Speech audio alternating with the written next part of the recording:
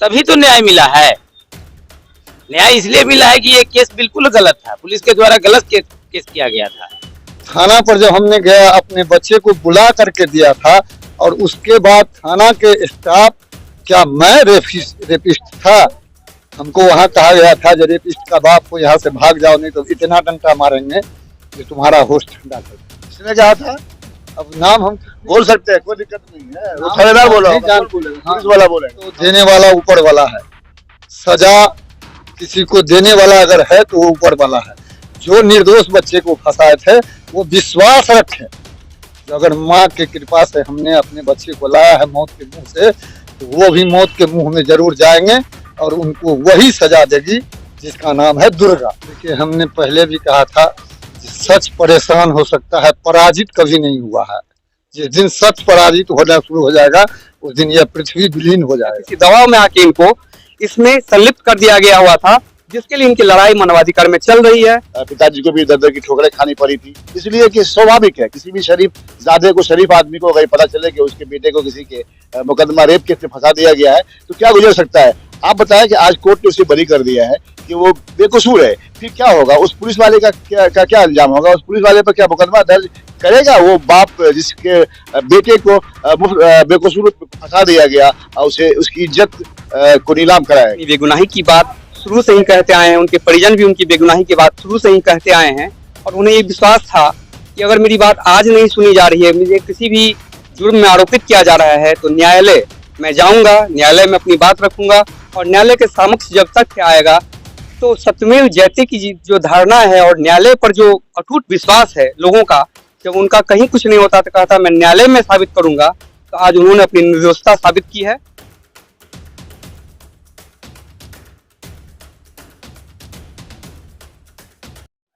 सलाम दोस्तों, आप देख रहे हैं हिंदुस्तानी मीडिया। मैं आपके साथ शाहिद कामरान। अभी हमारी टीम मौजूद है, देख सकते हैं कि मधुबनी के कोर्ट में मौजूद है और शायद ये डिस्ट्रिक्ट जज का सामने चैम्बर है और यहाँ कुछ लॉयर खड़े हैं।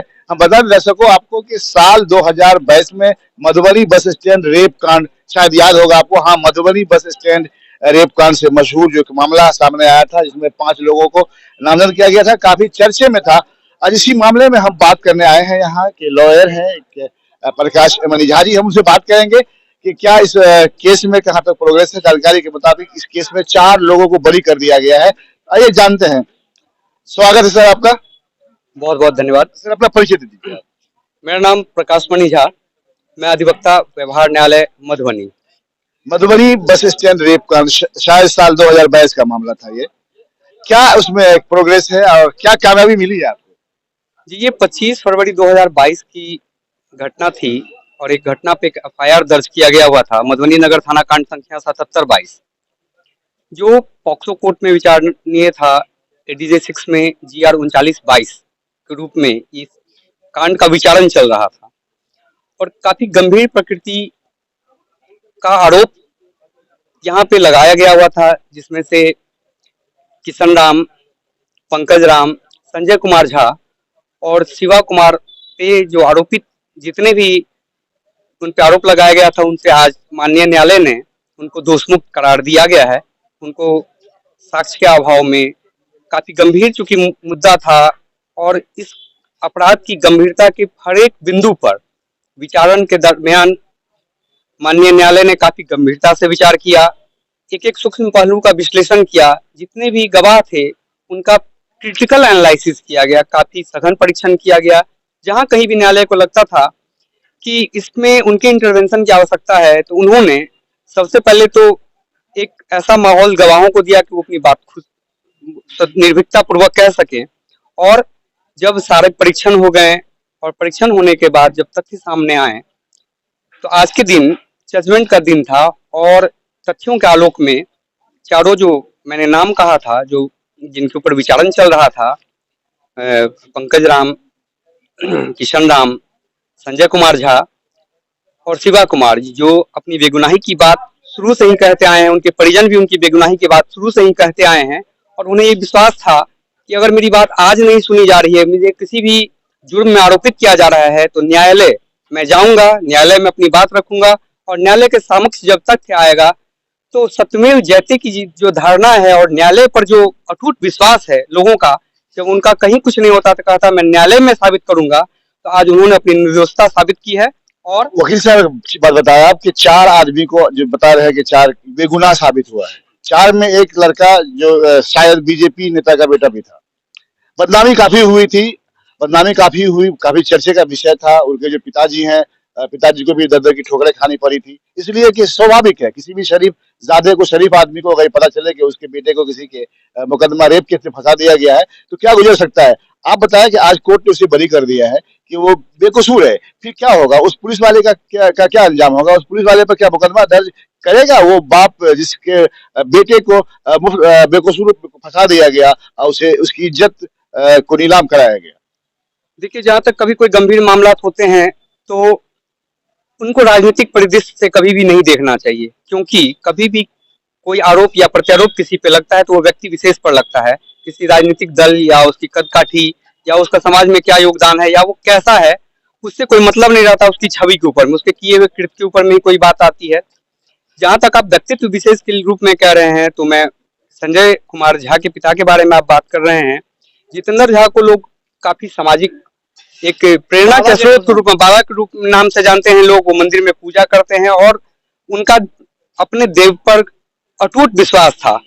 उन्होंने जब उनके पुत्र के ऊपर में इस तरह का, संजय झा के ऊपर में इस तरह का आक्षेप लगा, तो उन्होंने स्वयं थाना, मधुबनी नगर थाना में पहुंचकर अपने पुत्र को वहां बुलाकर और पुलिस पदाधिकारियों को इस आश्वासन पर कि मैं पूछताछ के बाद जो भी सच्चाई होगी छोड़ दूंगा, स्वयं हस्तगत किया था, जिसके उनके पास कई सामाजिक लोग गवाह भी थे, कई समाज के सम्भ्रांत लोग, गणमान्य लोग गवाह थे।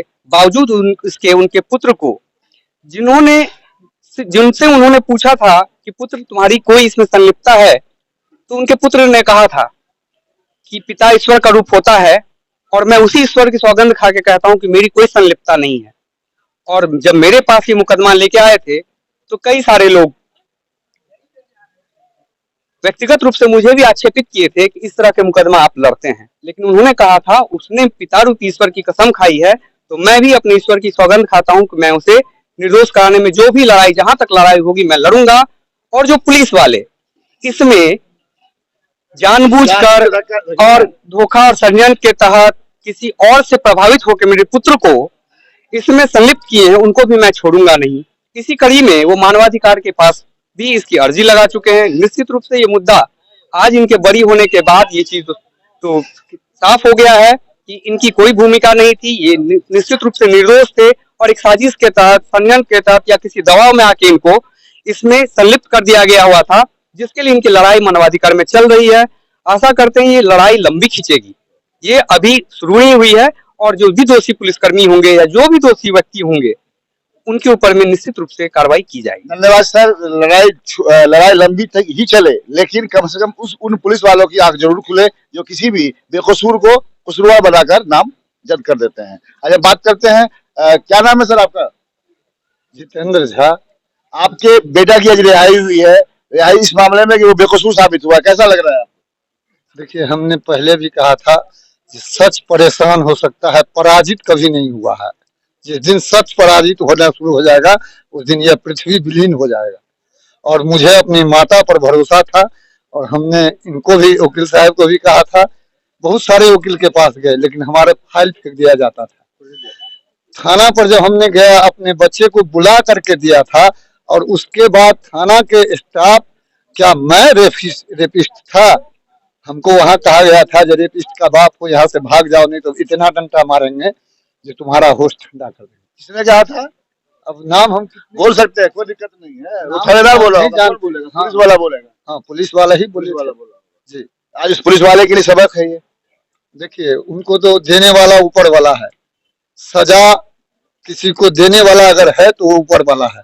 जो निर्दोष बच्चे को फंसाए थे वो विश्वास रखे, जो अगर माँ की कृपा से हमने अपने बच्चे को लाया है मौत के मुंह से, तो वो भी मौत के मुंह में जरूर जाएंगे और उनको वही सजा देगी जिसका नाम है दुर्गा, जिसका नाम है काली। मैंने उस पर भरोसा रखा है और मुझे आज बहुत हर्ष से कहना पड़ता है जो फिर से मैं अपने नाम के पीछे जो बाबा लगाता था, लाज से मुझे कोई बाबा कहता था तो मैं मूड़ी गोद लेता था। आज सीना मेरा चौड़ा हुआ है। जो मुझे माँ ने जगह दिया, जो मेरे नाम के साथ जुड़ा हुआ है, जितेंद्र झा बाबा मेरा नाम। बहुत बहुत धन्यवाद जी। सर क्या नाम हुआ आपका? मोहम्मद खुर्शीद आलम। जी आप कुछ कहना चाहेंगे? जी, आज जो हमको एडीजे सिक्स साहब के यहाँ से रिहाई हुई है, किशन राम को और पंकज राम को, जिसकी ओर से हम उनके अधिवक्ता है। किशन राम और क्या बताए? पंकज राम दो क्या आप दो के अधिवक्ता हैं, और प्रोसिक्यूशन के द्वारा ये बिल्कुल फॉल्स एंड फैब्रिकेटेड केस लाया गया था। सर बड़ी अच्छी बात बताया आपने, फॉल्स एंड फैब्रिकेटेड केस बोल रहे हैं आप, है क्या आप लोगों के हाथ में या फिर आप लोगों के इस कोर्ट में पुलिस के ऊपर कार्रवाई नहीं होती है? पुलिस के ऊपर कार्रवाई करना तो न्यायालय का काम है, हमारा काम नहीं है। आप लोग भी थोड़ा सा कोशिश कीजिए, अगर ऐसे लोगों को फंसा दिया उनके लिए जाए। तो सबक है ही कि उनके केस को हम लोगों ने फेल किया, उनकी हार हुई, और न्यायालय पर हमको भरोसा था, हमको रिहा किया गया। यही सबक है पुलिस के लिए। वर्दी के रोब में किसी भी शरीफ जी आदमी जी को जी फंसा देना। जी। जो पुलिस वाला खुद जो मामला है, खासकर 2021 का जो rape bus stand rape case का मामला है, उसके जब अंदर जाएंगे वकील साहब, तो मैं बताऊं आपको कि एक ड्रामाई अंदाज में इसे फंसाया गया था। हम लोगों के पास भी काफी सबूत आए थे, चलने का, दौड़ने का, साइकिल चलाने का, वो कौन सी गाड़ी होती है, टेम्पो गाड़ी से जाने का, सारा मामला आया था। और आज 2 साल 3 साल के बाद आप बता रहे हैं कि ये फॉल्स हो गया। उसमें सिर्फ एक ही आदमी है जो गुनहगार है। तभी तो न्याय मिला है। न्याय इसलिए मिला है कि ये केस बिल्कुल गलत था, पुलिस के द्वारा गलत केस किया गया था। हम लोग को न्यायालय पर भरोसा था, देर से ही, लेकिन न्याय तो मिला। धन्यवाद आपका। क्या नाम है आपका? मेरा नाम शिवा कुमार हुआ। शिवा, आप भी अरेस्टेड थे क्या? जी अरेस्टेड थे, 10 महीना मैं कस्टडी में रहा था। आप पर भी इल्जाम था, वो भी सारा जरा सा बेबुनियाद और फंसाया। बेबुनियाद था, तो आपने कुछ किया नहीं, फिर आपने क्यों नहीं केस किया? मुझे न्यायालय पर पूरा विश्वास है। न्यायालय आपने केस कर देगी, आप केस कीजिएगा। न्यायालय जब इतना देख कर सकती है, जब हमारे ऊपर लगा हुआ आरोप को बेबुनियाद कर सकती है, तो ये तो काम न्यायालय का ही है ना, कि कौन इसमें दोषी है कौन नहीं है, उसका भी पूरा खोजबीन करे। दर्शकों देखा, अभी भी इन्हें यकीन है कि हमारे साथ न्यायालय इंसाफ करेगी। कल अगर पुलिस वाले ने गलत इल्जाम लगाकर मुझे अगर जेल के सलाख में डाला था, तो आज इसी कोर्ट के जरिए बरी किया गया है। आने वाला वक्त फिर उसी पुलिस वाले को सजा भी देगी जिसने हमारे साथ नाइंसाफी किया था। देखते रहिए हिंदुस्तानी मीडिया। अगर आप हमारा चैनल YouTube पे देख रहे हैं तो चैनल को सब्सक्राइब कर दें और बेल आइकॉन को दबा दें ताकि लेटेस्ट न्यूज़ आप तक पहुंचती रहे। अगर आप हमारा चैनल Facebook पे देख रहे हैं तो चैनल को फॉलो कर दें और लाइक कर दें।